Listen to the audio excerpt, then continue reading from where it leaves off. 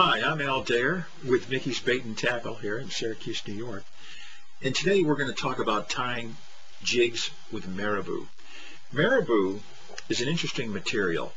It's the underfeather of the domestic turkey. It's sort of a byproduct of the food industry.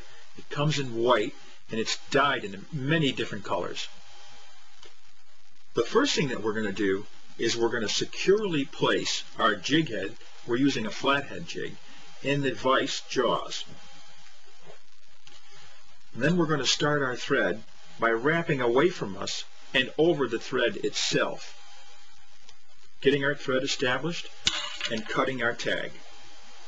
Marabou is sold strung. This is a dyed brown marabou. I'm going to select 2 feathers from this batch, and then I'm going to take these feathers and tie them to the jig head one at a time. It's important that we add them one at a time, not together. They'll come out a lot nicer that way. So the first feather is going to go right on the top like that. I'll hold it, pinch my thread, and then wrap my thread over the top.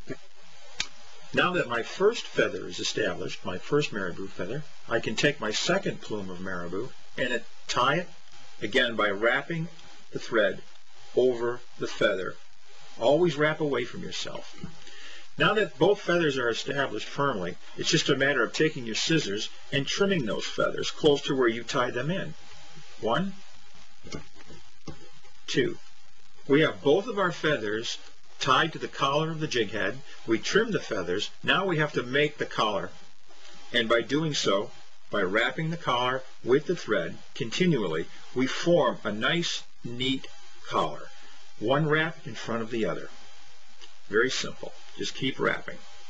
Once our collar is done to our liking and we feel that it has secured both marabou plumes to the jig head, it's just a matter of doing a whip finish knot. I do this by hand, and all it is wrapping the thread over itself 5 times. 1, 2, 3, 4, 5. It's sort of like twisting a rubber band over a plastic bag, and then we pull that thread and then we cut that thread close to the collar. Okay, we've got our marabou tied in. We just formed a nice, neat collar. We trimmed the knot with a whip finish. Now it's just a matter of adding our favorite clear head cement. I'm using a good quality clear nail polish, and that's really going to seal the deal. We just put that on liberally, let that soak into the threads. I could even come back and do a second coat if I want. The nice thing about marabou is that you don't have to do anything to fish it. It undulates by itself naturally when wet. This is a simple one-color marabou jig. Marabou is such an effective material for catching fish. It requires very little effort on behalf of the fishermen. Once the marabou jig is submerged in water, it has a quality, a lifelike quality, all of its own. It undulates by itself and therefore really adds to the fish-seducing quality of this item. A lot of these jigs are usually fished for bass, to trout, to panfish, that is marabou jig.